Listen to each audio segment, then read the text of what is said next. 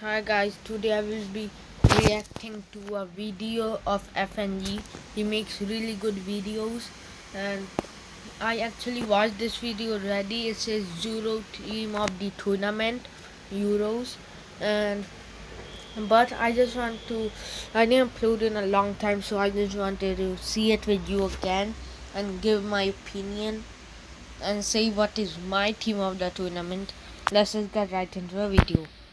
It is your boy Niran here, and welcome to yet another Euro 2020 themed video. Probably the last of them, I'm not gonna lie, because it's time to reflect. Take a look in the mirror. I don't know why I'm looking in the mirror, because I would not be in this team that I'm about to talk about. But we are deciding the UEFA Euro 2020 being contested in 2021 official FNG certified team of the tournament. What I'll do is go through all the contenders for all the slots across the pitch. I'm going to go for a 4-3-3 formation because I'm not a dickhead and I'm not Sean Dyche. I'd just like to clarify he's not a dickhead because he will beat me up. And then at the end, once I've gone through all the players, I'll give you the actual starting 11. But if you go on to enjoy the video, slap a like on it and subscribe if you are new to the channel. We might as well get straight on with this and let's start with the shot stoppers. Martin Dubravka. When you see this for the first time, you will think it's kind of funny. But when you keep on seeing it, actually Dubravka had a bad tournament. But he's not a bad keeper. He's actually a really good keeper. He just had a bad tournament. Just like Mbappe. Gianluigi Donnarumma, I think, is a very strong contender for this. Yeah, he was really good. Donnarumma was really good in the finals with the penalty saves. In the semis, he was good. In the quarters also. And he and Pickford conceded really less goals. So he has a really good shout. Ultimately, he had a massive part to play in Italy winning the tournament. Not necessarily with big saves during games. We did make a big one from Dani Olmo in the semi-final, but more to do with the penalty shootouts. I mean, he saved 2 pens in both the shootouts in the semis and the actual final against England. All of that whilst negotiating a new contract with Paris Saint-Germain. The man's deciding clean sheet bonuses stood in between the sticks. Now, Jordan Pickford won the Golden Glove for the competition about...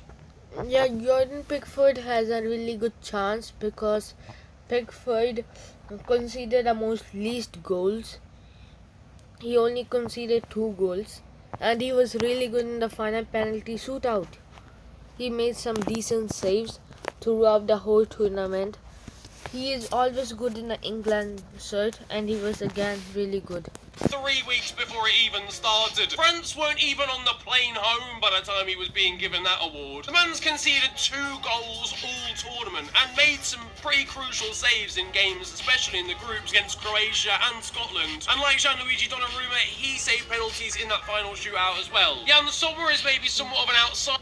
Yeah, he was so good that against France in the round of 16. He had them win that game, and in quarters against Spain, he made some good saves, but his team let him down. For Switzerland, but did technically make the most saves in the entire competition with a tally of 21. Oh yeah, that's a fun fact. He made the most saves when even they played the semis and the finals. That's how good he was, and the Swiss team wasn't good enough. Unbelievable against France and Spain. 20 of the saves probably came in those 2 games alone. And not only that, but he made penalty saves in both the shootouts against those sides. Unfortunately, against Spain, he was let down by his teammates. Habit. And honourable mentions as well to Kasper Schmeichel, who was brilliant against England in the semi-final, and Luke. He was really good. But talking about Hideki, even they make it out of the group. He was okay, but Kasper Schmeichel was good, really good. Radetzky of Finland as well, who obviously went out in the group stages but was still very impressive in all of the games. On to right back, now there's not a huge amount really of contenders. Vladimir Soufal of the Czech Republic. He was pretty decent in the whole tournament. Some key passes, some key through balls, nice at defending, had some good passing accuracy, had some really good defending, good passing completed, good passes. He was good at defending. Public is someone that I would give a solid shout to. Not only did he grab himself 2 assists in the tournament, but he ranks very highly when it comes to defensive stats like tackles percentage and also interceptions made. Yeah. And also, the 2 assists were some good assists. Percentage, tackling percentage. English, do you speak it? One just as close to home, I suppose, when it comes to a Premier League footballer is Kyle Walker, though, of England. Started off slow. Yeah, in the first game he was pretty bad. He was probably one of the worst players on the pitch. And then, but from then on, he carried on. He was pretty decent, improved, and he was actually pretty decent till the final.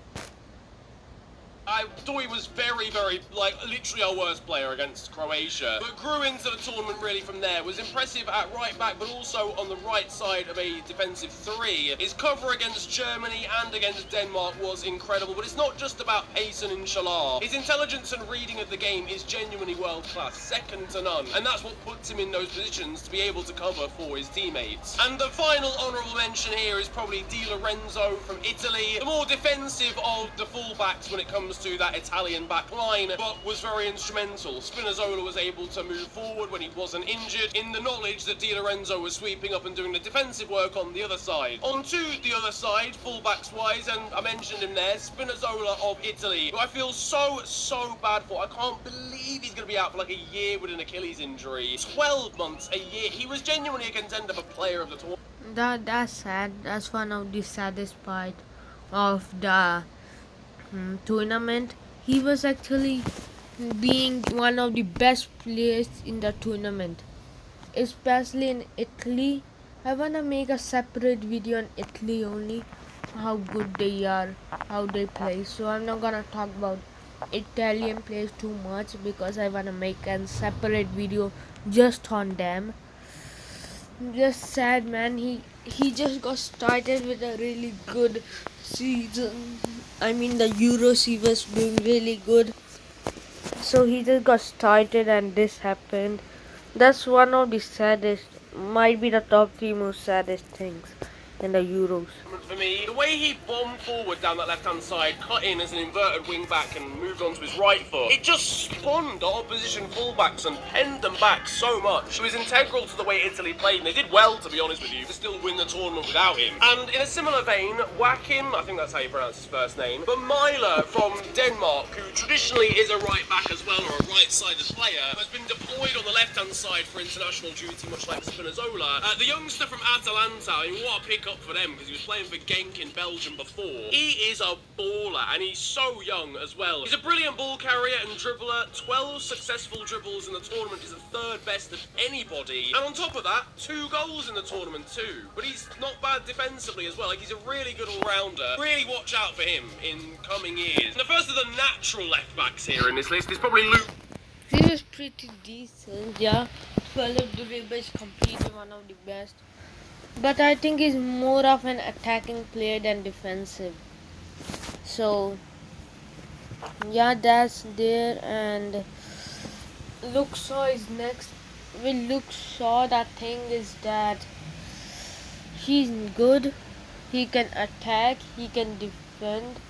He was like the one of the best players of England. If not the best, at least in the top 3. He was the one doing performance after performance. When they needed it, he did it. He was just a stone at the back and just good at the front.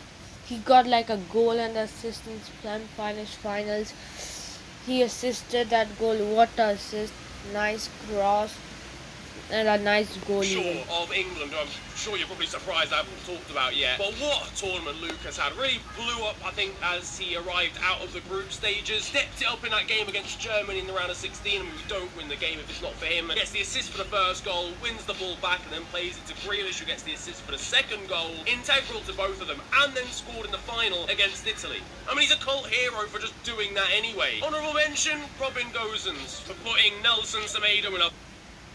But I will put Golson as more like a left mid. But he's playing 4-3-3.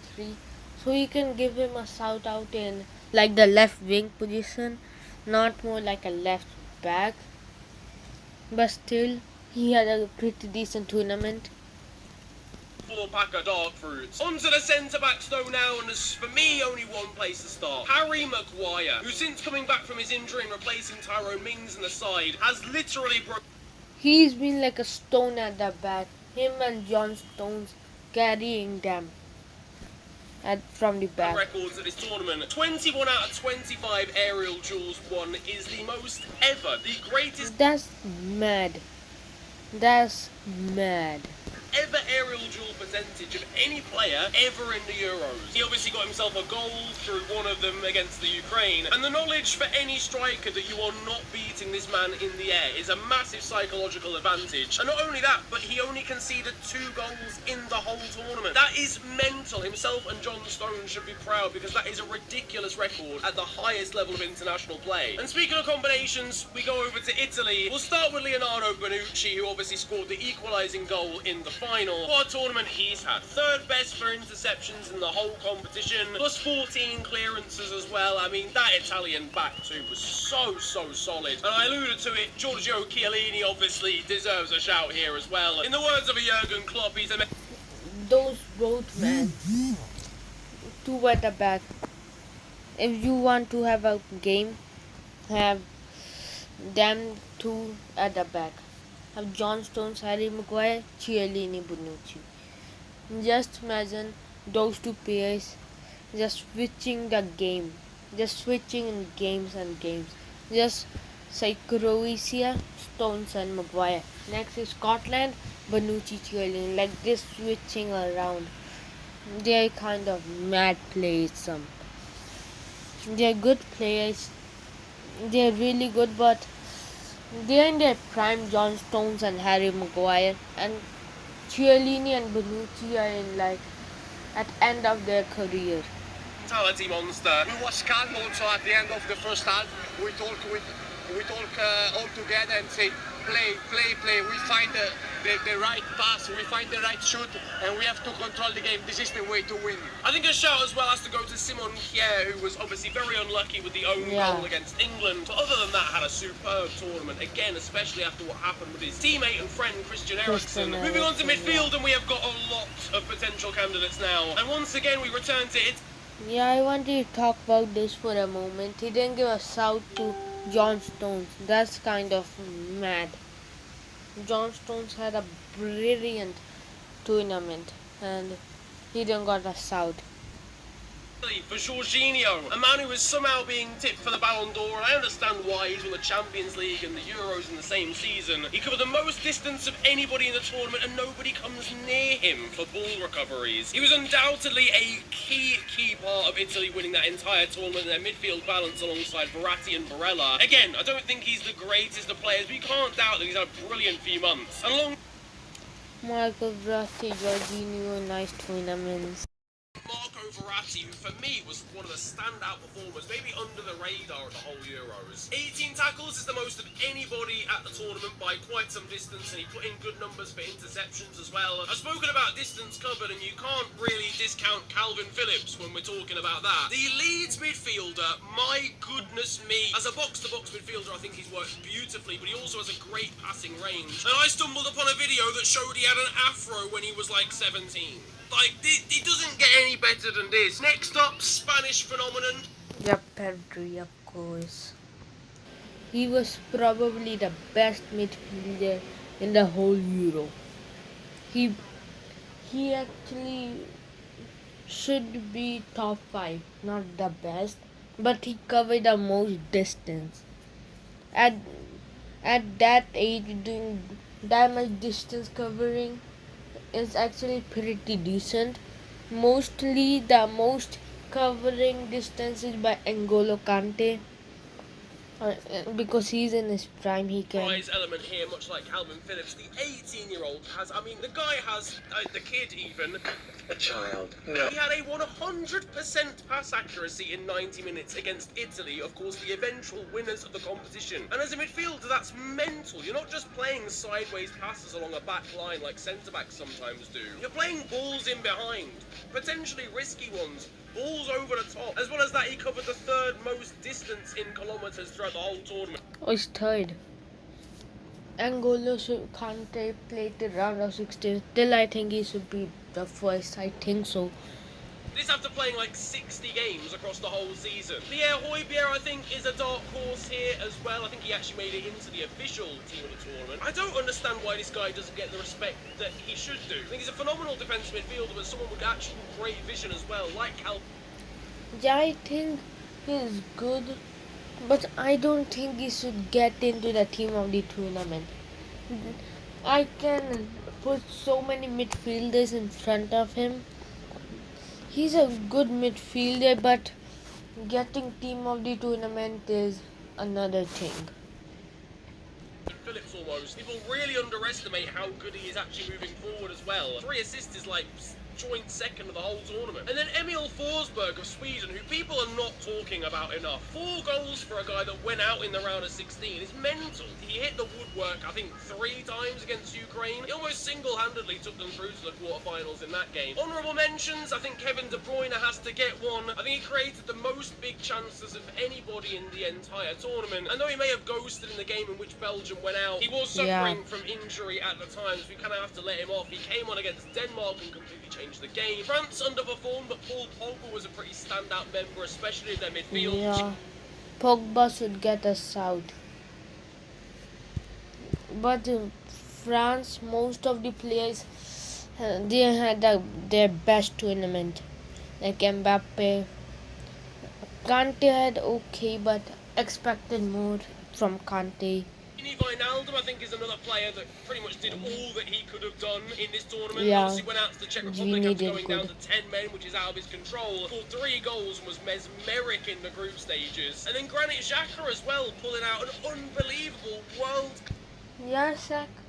He carried Switzerland that far. I won't say carry, but he is a leader. He was a true leader.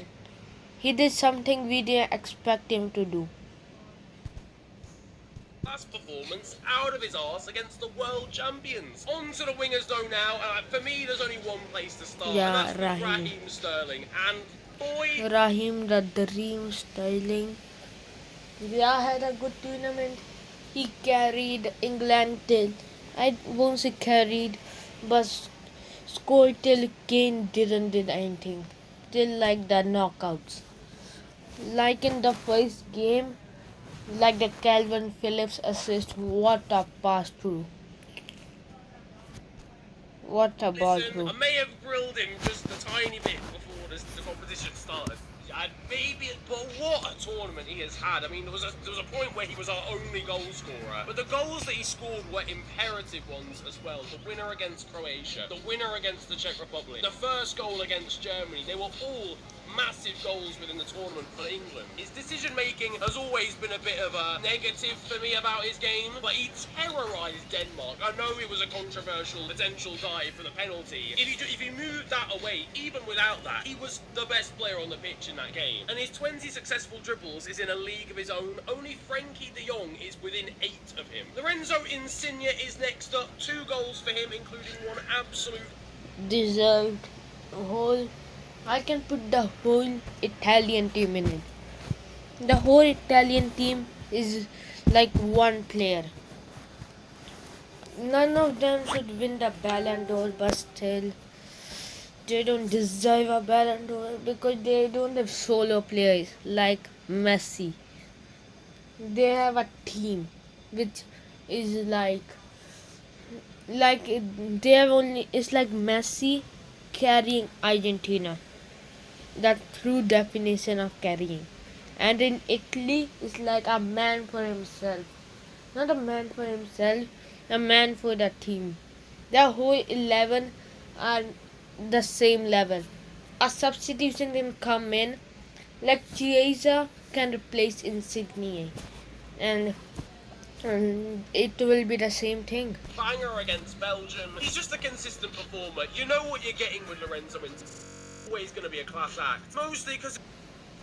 And on the other side, Federico Chiesa, standout performer for me across the whole tournament. Same amount of goals, but his pace and dribbling ability are ridiculous. And his goal against Spain was equally as delightful as Insigne's against Belgium. Dani Olmo probably gets an honourable mention here as well with his 3 assists for Spain. They started off slow in this competition, but once they got going, it was usually through him. And Zuber as well for Switzerland got the most assists of anybody in the competition, so shouts out to him too. And then finally, we move to the strikers.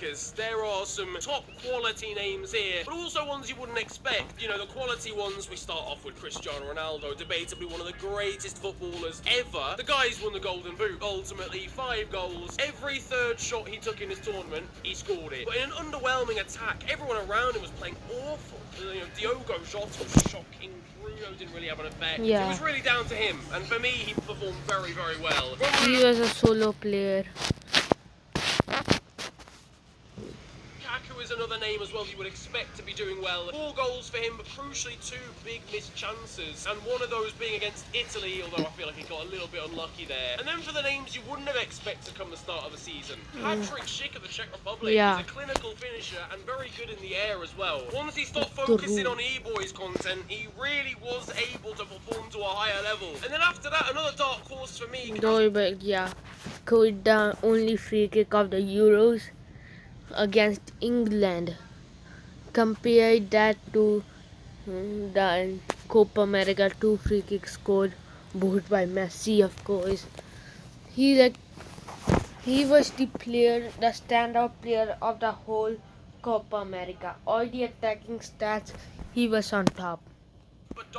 And if we look at Euro, is like separated into different players. Obviously Denmark impressed massively to get to the semi-finals in the first place, but Dolberg and his clinical finishing is one of the reasons for that. He has the best conversion rate of any striker in the competition, scoring 3 goals from just 7 shots. So on to my actual team, the starting 11, my best players of the whole tournament. We start in goal, and as much as I want to give this to Jordan Pickford for the fact that he's won the Golden Glove, for the fact that he's not conceded many goals, a lot of that does come down to the defence. He has made some crucial saves, do not get it twisted, but Gianluigi Donnarumma saving 2 penalties back-to-back in penalty shootouts and winning his country the Euros, it can't be overlooked. Jordan, I want to give it to you, but I'm gonna have Same. In the goal, I agree with him. I will put Donnarumma. Give it to Donnarumma. It is very close. On to right back, and you know what? I'm gonna create my first howler of this situation. I'm going to be a big man, alright? I don't play by the rules. Before he says it, it's actually a tough one for me. Let's just hear what he says. I'm choosing a player who was in the left-back bit. I know Spinazzola was one of the best players in this tournament before that Achilles injury that he got. And quite frankly, the quality of right-backs is good here, but not as good as the quality... You know what? I'll say that's really true. Spinazzola was really good, but I can't give it to him. Just because he didn't play the whole tournament. It's just like KDB situation. I have to give it to Kyle Walker. Left backs, and given Spinazzola is a right-sided player, I'm gonna dash him at right back, which allows for the other side to be left back Luke Shaw, a bit more of a natural option there. Of course, left back, no debate, Luke Shaw any day of the week.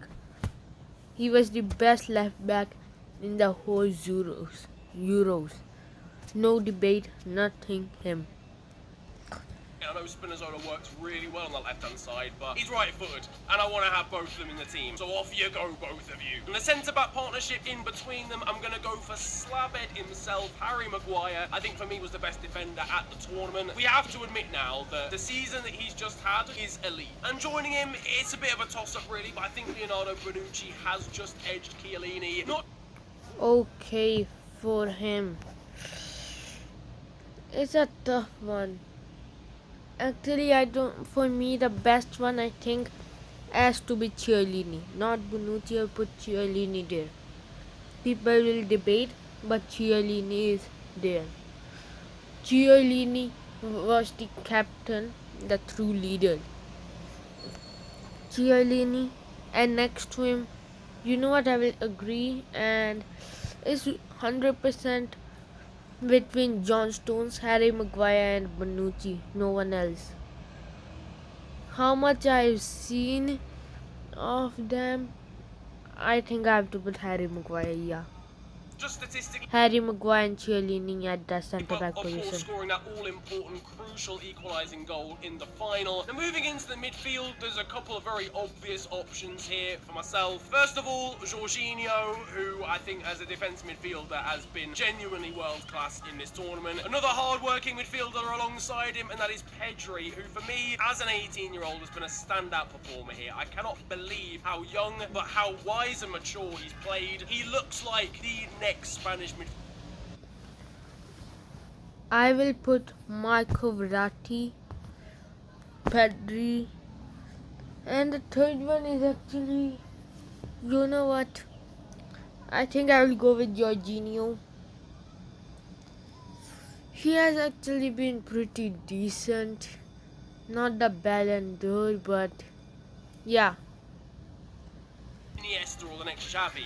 He's just the next Pedri. He has an identity of his own already. He's a hard worker, an intelligent footballer who always wants to be positive. And for me, he could be one of the best players in the world in the next 5 years. That's probably putting a lot too much pressure on him. But he's been brilliant in the tournament, you can't deny that. And I'm going to throw a wild card in for the final choice, because I could put Verratti in. Verratti has been world class in the Euros. But I'm not hearing enough talk about my boy Emil Forsberg. And genuinely, 4 goals, great with the ball at his feet. So unfortunate not to have 5 or 6 goals based off that Ukraine game. Wingers wise, this is not too difficult. Raheem Sterling is a shoo-in into this team. I mean, again, as I said, he was England's best player. And on the other side, Federico Chiesa, I reckon, just about edges out Lorenzo Insigne, because I think Chiesa's...